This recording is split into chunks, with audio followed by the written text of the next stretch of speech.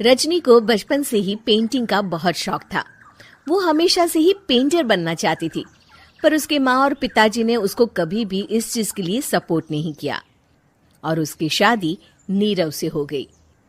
नीरव रजनी को बहुत प्यार करता था, पर रजनी हमेशा चुपचाप ही रहती।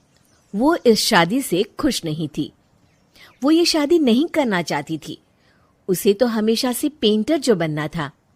अपने इस सपने को वो नहीं पूरा कर पाई, इसलिए वो हमेशा उदास रहती थी। रजनी, बहुत ही बढ़िया फिल्म लगी है, कल देखने चले? नहीं जी, कल मुझे बहुत काम है, मैं नहीं जा पाऊंगी। अच्छा तो कोई बात नहीं, संडे को चलते हैं।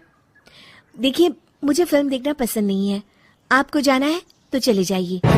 नीरव को मना करके रजनी वहां से चली जाती है और अपने बैग को खोलकर उसमें बंद पड़े ब्रश और कलर्स को देखकर रोने लगती है। रजनी, चलो ना कहीं बाहर खाने चलते हैं, कुछ तुम्हारी पसंद का। जी, मुझे नहीं जाना, मेरी तबीयत ठीक नहीं है। रजनी वहां से चली जाती है। नीरव को समझ नहीं आता कि रजनी उससे इतना दूर क्यों रहती है। वो जब भी उसके साथ वक्त बिताना चाहता है, रजनी कोई ना कोई बहाना बना देती है। एक दिन घर पर कोई नहीं था। रजनी घर का सारा काम जल्दी से खत्म कर लेती है। घर पर अकेले होने के कारण वो सोचती है कि वो आज पेंटिंग करेगी। वो अपने कमरे में जाकर पेंट ब्रशेस और कलर्स निकालकर जैसे ही कलर मिक्स कर रही होती है कि दरवाजे पर बेल बज जाती है। अब कौन आ गया इस वक्त? इतनी मुश्किल से तो मुझे पेंट करने का मौका मिला है। रजनी दरवाजा खोलती है तो उसकी सास अपनी सहेलियों के साथ खड़ी होती है और सब घर के अंदर आ जाते हैं। अरे बहू, सबको शरबत बनाकर पिला दे, बाहर तो बड़ी गर्मी है। उफ। जी। रजनी पेंट ना कर पाने से उदास हो जाती है। उसे गुस्सा भी आ रहा होता है कि उसने इस शादी के लिए हाँ क्यों कह दी।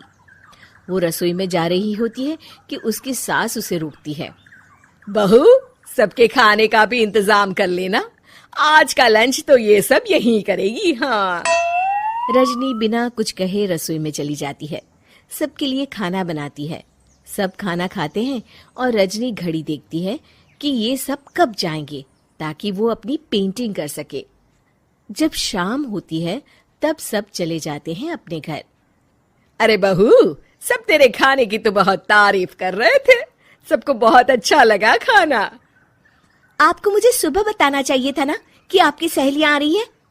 पता भी है कितना वक्त लगा सारा खाना बनाने में। अरे बहू, तू ऐसे कैसे बात कर रही है मुझसे? तो और कैसे बात करूं? मैं इस घर की कोई नौकरानी नहीं हूं कि इतना काम करूंगी। रजनी अपने कमरे में जाकर दरवाजा बंद कर लेती है। शाम को जब नीरव आता है तो उसकी माँ उसे पूरी घटना के बारे में बताती है। क्या रजनी ने आपसे इस तरह बात की माँ? हाँ, और पता नहीं उसे क्या हो गया है, शाम से बाहर भी नहीं आई है। मैंने तो कई बार आवाज दी, खाना भी नहीं खाया उसने। तू ही बात करके देख ले बेटा। नीरव अपने कमरे का दरवाजा खटखटाता है। रजनी, दरवाजा खोलो, मैं हूं। रजनी दरवाजा खोलती है और फिर वापस जाकर अपने बिस्तर पर लेट जाती है। रजनी, माँ से बात करने का ये क्या तरीका है? मैंने कोई गलत बात नहीं की है। अरे तुम क्यों ऐसे बर्ताव कर रही हो सबके साथ? क्या तुम इस शादी से खुश नहीं हो? रजनी कुछ नहीं बोलती। अरे बताओ मुझे रजनी, क्या ये शादी तुम्हारी मर्जी के खिलाफ हुई है? हाँ, मैं ये शादी कभी नहीं करना चाहती थी।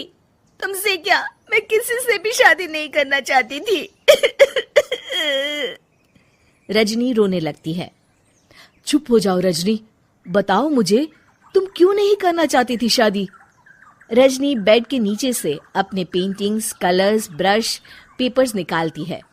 इतने में उसकी सास भी कमरे में आ जाती है। ये देख रहे हो, ये थे मेरे सपने। मैं पेंटर बनना चाहती थी, पर माँ पापा ने कभी सपोर्ट नहीं किया और मेरी शादी करवा दी। मेरे सारे सपने टूट गए। हर वक्त बस गुस्सा आता रहता है मुझे। मैं जानती हूँ कि आप लोगों की इसमें कोई गलती नहीं है, पर मैं क्या करूं, मुझे समझ में नहीं आता।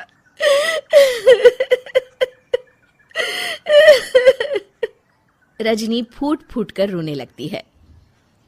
मुझे माफ कर दीजिए, आप दोनों के साथ मैं बहुत बुरा बर्ताव कर रही हूँ। अरे रजनी बेटा, चुप हो जाओ तुम। नीरव पानी लेकर आता है।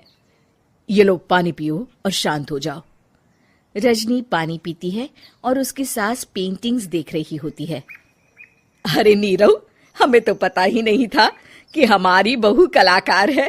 अरे कितनी अच्छी पेंटिंग्स बनाई है, देखो तो। ये वाली तो मैं अपने कमरे में ले जाऊंगी। आपको ये पेंटिंग्स अच्छी लगी? अच्छी नहीं, बहुत अच्छी लगी। और तुमने हमें बताया क्यों नहीं? तुम जब चाहे पेंटिंग कर सकती हो रजनी। हम तुम्हारे सपनों को पूरा करने में तुम्हारा पूरा साथ देंगे। हाँ बेटा, हम कला की कद्र करते हैं। हम कलाकार तो नहीं, पर मुझे गर्व है कि मेरी बहू एक कलाकार है। रजनी, नीरव और सास तीनों हंस पड़ते हैं।